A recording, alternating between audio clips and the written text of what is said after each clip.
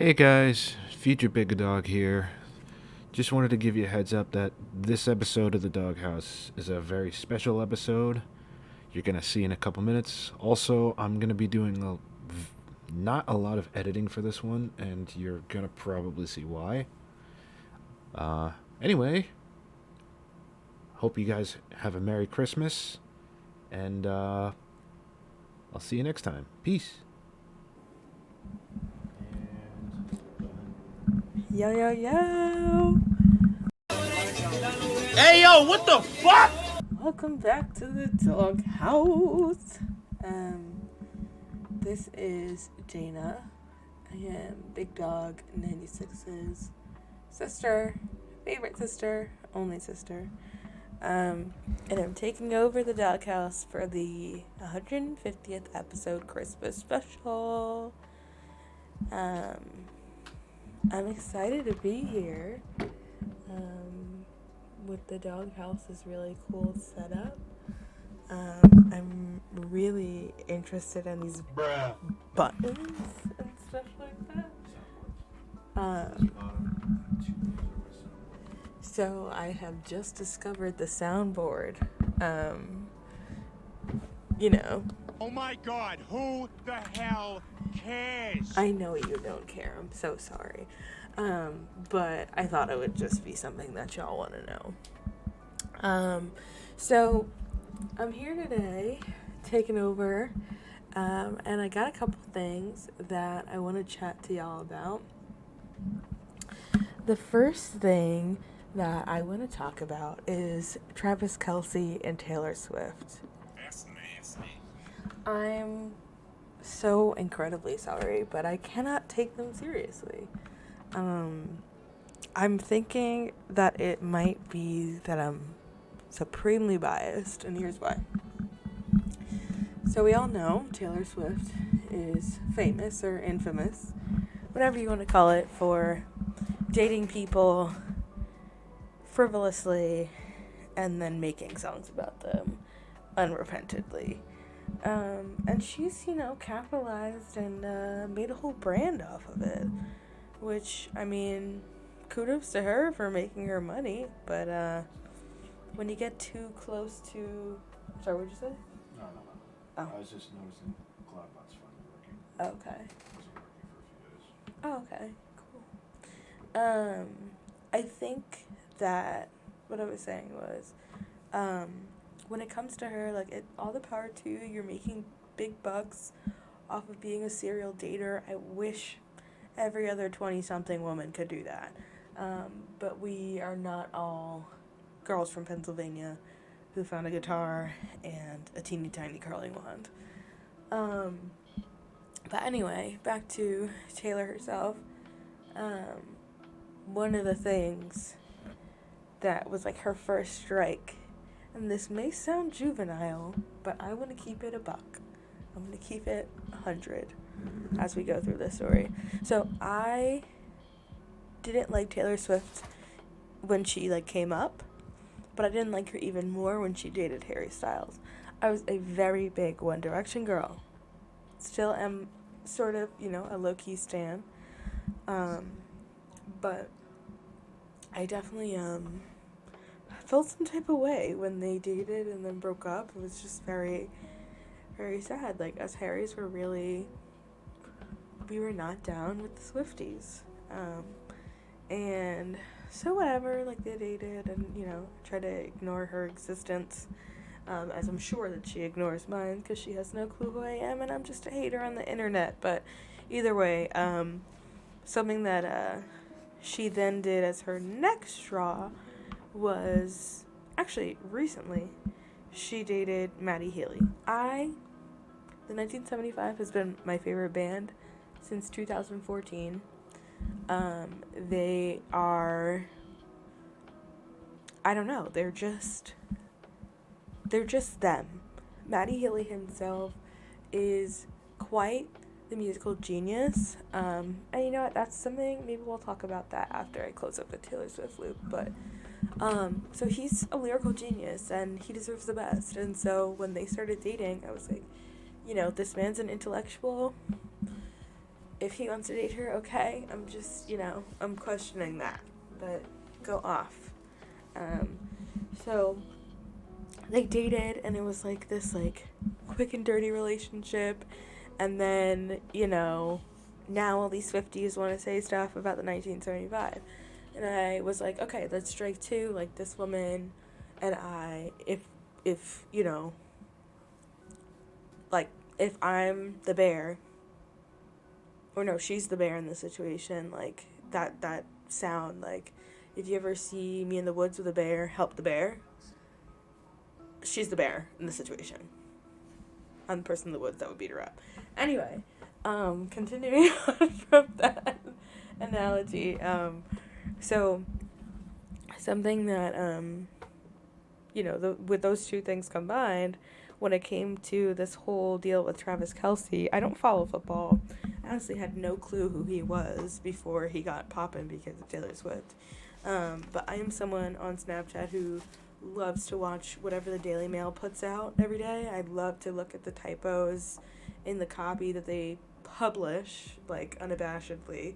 I think that is quite insane. But either way, like, they were polluting my Daily Mail, and that is my primetime morning wake-up reading, my perusal of what the field of journalism has to offer today. So I was really upset when I started to get flooded with it, and I'm still getting flooded with it like a month later.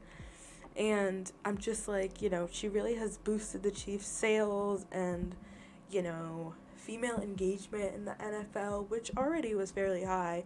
Don't get it twisted. But at the same time, I'm just like,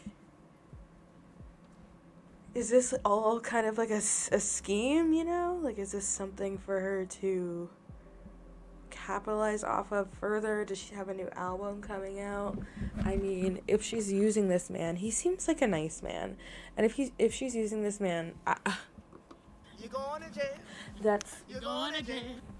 That's how I feel about it. It's jail. I feel like so many people will be super upset if that comes to be. But either way, I don't like how the world is so invested in that whole situation. It's like that every single time she dates someone. Like, they then become elevated to, I don't know, extremely escalated heights that are unwarranted. But anyway, that's my thoughts on Travis Kelce and Taylor Swift. But I had mentioned that one of the things that I wanted to come back to was talking about Maddie Healy in the 1975. I want to look something up right now on the computer.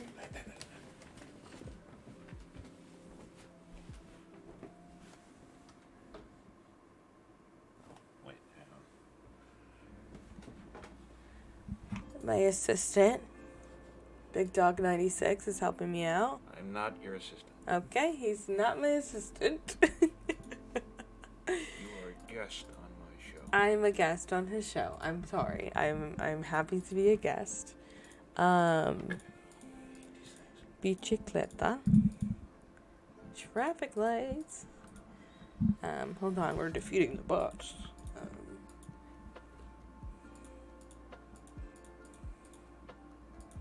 Oh, for God's sakes. Bear with us. Yeah, we're just cycling through the buses that pop up.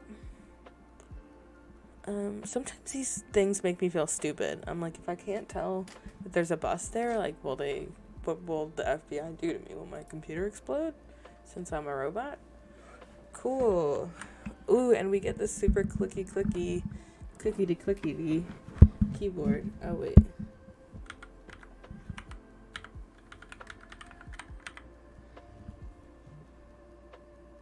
So, can they see, They can now. Oh, wow. So I want to show y'all something that... Ooh, wait a minute. What? I'm realizing it now. It has my last name on it. Doesn't matter. Yes. So I shouldn't show it. Probably. I mean, this is on the public internet.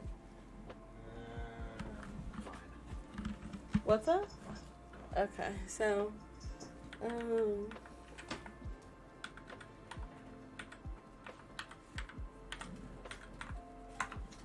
Ooh, I like his keyboard. Okay, so I've written a couple of things on them.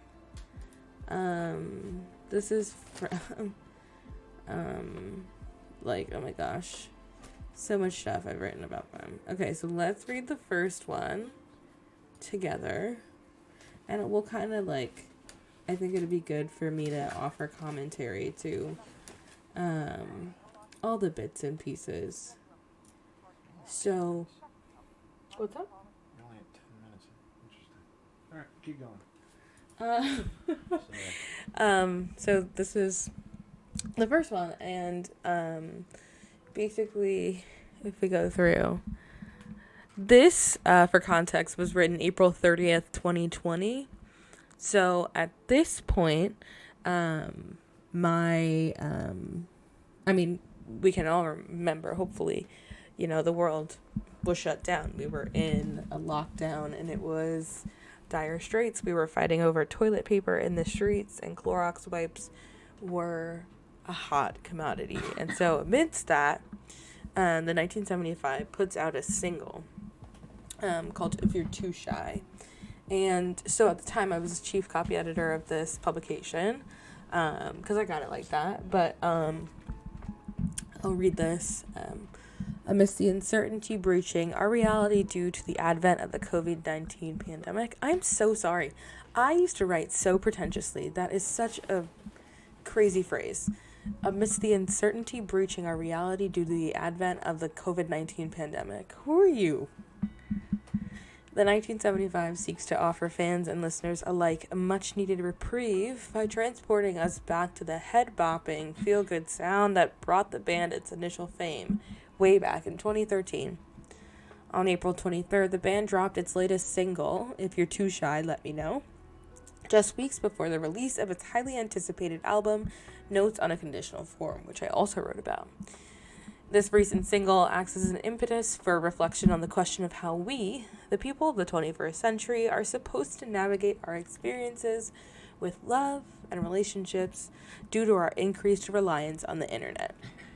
So I really liked this phrase, and I still see this phrase as what really reflects Notes, as I will talk about soon. And If You're Too Shy, Let Me Know. And just the feel of the song overall, because I feel like in a lot of Maddie's recent writing, especially the past 5 years, really has been about how in the age of the internet, it's become increasingly difficult to find genuine methods of connection. And I think that's super interesting because it was only exacerbated by COVID. So if that was already his commentary, this song to me kind of reflects, okay, this is how he feels about this now that it's what it was times 10.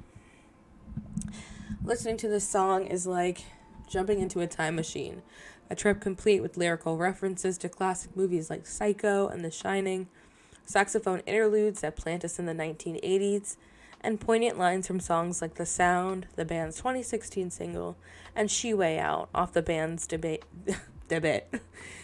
album in 2013. So, I can't remember right now what the actual lyrics are that are in those songs, but I think that was one of the things when I was writing this and really listening to the song that was super interesting to me, how he really pulled, it was like Easter eggs. You're watching a Marvel movie and you see a character that ends up being in the movie that Marvel puts out 5 movies from then. So it's cool to be able to feel you've got an in. So Maddie, in my opinion, was giving longtime fans this opportunity to be oh, I found it, puzzle pieces like that. The band seeks to ask a single question. What does it mean to be in love, or maybe even lust, in 2020, especially in the midst of a pandemic hindering our ability to be with each other in the physical sense? The answer to that question within this single seems to overlook the idea of finding true love on the internet. For the assumed man and woman inserted into this song, what they're feeling isn't love, it's infatuation. The way that the pair is only interested in the physical aspects of an online relationship is reflected in the way that the female referenced repeatedly says, "Maybe I would like you better if you took off your clothes." The male is no better, stating that he just wanted a happy ending. So the song is like every single Gen Z cliche or just like stereotype ever. And then it closes up, it says, "The world has changed quite a bit since the 1980s and even the 2010s. And that's the point of this single. In 2020, we aren't looking for love online. We're looking for lust in the fulfillment of that feeling in a thoughtless way. But if you're too shy and you're not ready to accept our new reality, it's not a big deal. The past will always be there to ground you." I don't think I like that closing, and I don't think that I would agree with it now. I definitely think that this was more of a warning, not like a, okay, this is where we're at right now kind of thing for Maddie, but, you know, I'm open to other opinions. And then after that, Notes came out. And I remember our editor-in-chief was like, "Dana, do you want to write again about the 1975? And I was like, "You're asking stupid questions at that point. Of course I'll write about them." I think if, as a side matter, like if I could have a full-time job where I just write about the 1975, I really feel like I could do that. Like I feel like I could write a piece every day. Anyway. Notes on a Conditional Form. The 1975's latest album is made for fans and listeners alike. Okay, so before we get really into it, one thing to note is that a lot of people did not like this album. At first, me included. It felt like so crazy disjointed, but I'll kind of loop back to that at the end. Because I got it now. Like, I understand why it was like that, but let's get into it. Having discovered the band during the peak Tumblr days of 2014, I have long since regarded the 1975 as a group focused on expressing the intricacies of the human experience through music. A daunting task in and of itself, but one the band has continued to successfully execute over the span of the last decade. First of all, that is a long sentence. Second of all, once again, what is with these pretentious openings? Like, I don't know why I felt like I had to sound like an academic from 1953. But yeah. Notes on a Conditional Form, released in the early hours of May 22nd, is an album that acts as a continuation of this expression of experience, this time seemingly focused on the reality of what it means to be living in 2020. And that's kind of like a nod to my last piece.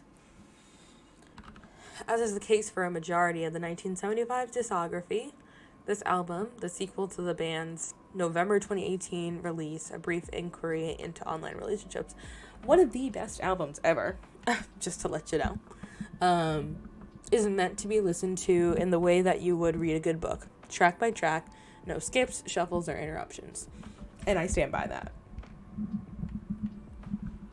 If one were to read the first chapter in a book, skip to the fifth chapter, and then head back to the third, the reader would fail to grasp the book's meaning. And that's not including those goosebumps, like, you know, read like how you want books. In the same way, this album reads as a storybook of experience with tracks bleeding into each other on this 80-minute roller coaster ride. Yeah, it's an 80-minute long album, which I feel is kind of short for an album, really thinking about it. But it does read like a storybook, I would say.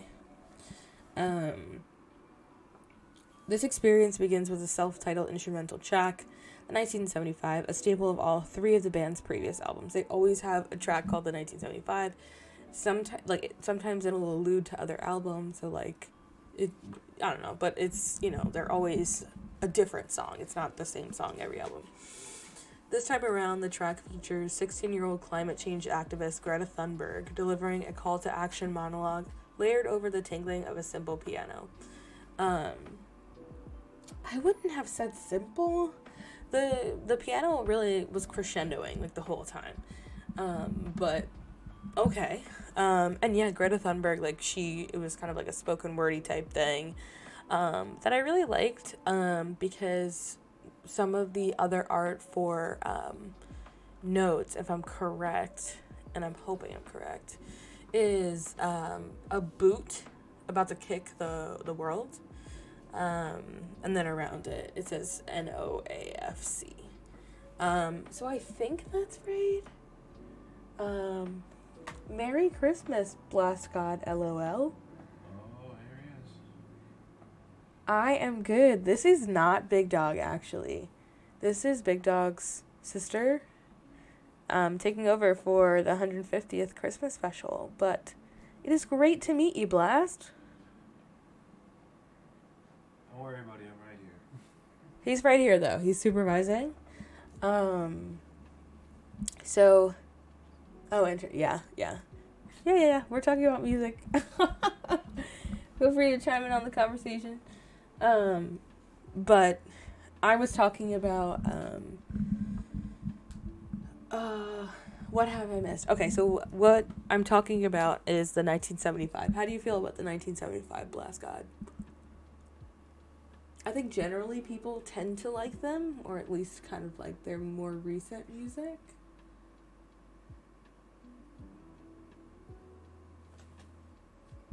Oh, America's yeah.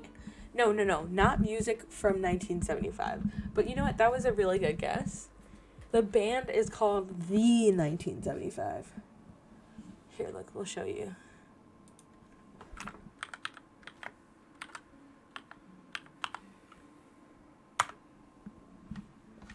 Here they go. So, here they are. This is them.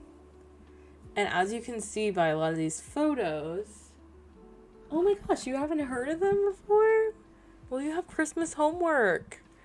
But they're super, like, fun band that I happen to really like. So we were talking about some of their music. I'm not going to play their music. Big Dog says that's not. No, I am not his older sister. I am his baby sister. But that's good.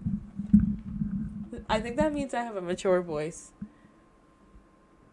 Okay. I need to put some less bass in there. What? I said you got 10 more minutes. He said I have 10 more minutes. Oh my goodness. He's cutting me off. You sound 25. Oh, that was close. I'm 24. That's good though. Almost there, yeah. Yeah. Good guess. So let's get out of here. Big Dog, can you assist me? I don't want to show this anymore. No. Go to the second screen where it says Christmas in Streamlabs. No, not the buttons. Oh, Christmas. Hey. Look at that little quick change, y'all. So, in my final time, I think I'm going to talk about being Big Dog's little sister. I think I have the best big brother ever. And I'm not just saying that because he is next to me and would probably kill me if I said otherwise. Nah, he's not like that. No, not Cab. Don't be like that. What the fuck? Like, don't be like that. Not Cab. But no, he is a really awesome big brother. He's kind of like this stable presence in like a really unstable life, you know? Like, as you get older, life gets crazier and crazier, but I always have my big bro. He's a good guy, and no siblings can't relate. I'm sorry. I think everybody deserves to have a Brandon in their life. We call him Agent B because he may be silent, but he's getting stuff done. You know he's getting stuff done. So I think it's really cool to see folks on the stream, especially knowing how hard he's worked in his setup, and I'm maybe I'll become a baby streamer. I got my headphones today and a snazzy new controller that matches my new built computer, courtesy of Big Dog. So maybe you'll catch me on my own stream. But I don't know. I think I'm not sure I would be able to talk every day. I don't know what I would. Oh, so part-time streaming. Yeah, I would not be famous. I already know that. So I don't think that I would be able to stream full-time. But I have seen those people who do like 24-hour streams or like 12-hour streams where they can't sleep. So like they force themselves not to sleep and just like stay up. Big Dog. Thoughts on doing that? Yeah, that's not happening. Yep, so if you didn't hear that, he said that's not going to happen, which I already knew he would say, but that's okay. Yeah, but I'm really grateful to be able to have kind of had this time. Yeah, she said, yeah, your brother will die doing that. Don't want to wish that on him, but I think it would be fun. But who am I? Anyway, super grateful to you, Big Dog, for giving me this opportunity to kind of say hello to your family online and, I don't know, listen to some lo-fi beats, you know, and see your Bitmoji. Looks pretty cool. But yeah, I think that's gonna be it. Thanks again. Have a Merry Christmas, Happy Holidays, Happy Kwanzaa. Nice to meet all y'all. And yeah, have a great night. Happy Monday. Keep it rolling. Oh. I got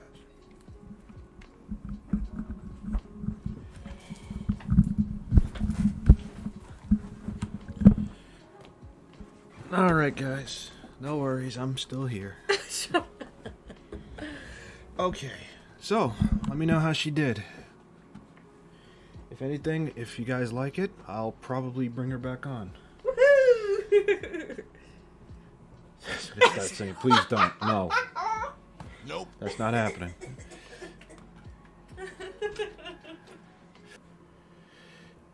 Woo. Sorry about that weird cut, guys. I forgot to end this. Do like a little send off before I ended the recording. That's okay. I'll fix it in post. Anyway, I just want to say thank you guys so much for watching my videos. I have 2 announcements to make. First things first, I officially have a TikTok account. It is big_dog_96. I couldn't just do big_dog like 96 like my username on Twitch and YouTube because apparently it was taken. Bruh. I don't know who got to it before me, but whoever they are, I will find them. Anyway. So yeah, follow me on TikTok. I will be posting content on there as regularly as I can, but no promises. Second announcement. I am making a subtle change, and you probably saw in the video. I will subtly be making changes to my Bitmoji because Bitmoji changed it, so I want it to reflect. So, if you guys like the old Bitmoji, apologies, but he's got to go. He's got to go, unfortunately. But, anyway, that's it for me today. If you liked the video, please like, share, comment, and subscribe. If you didn't like the video, I understand. Anyway, Merry Christmas, Happy Holidays to everybody. I'm out. See you later. Peace.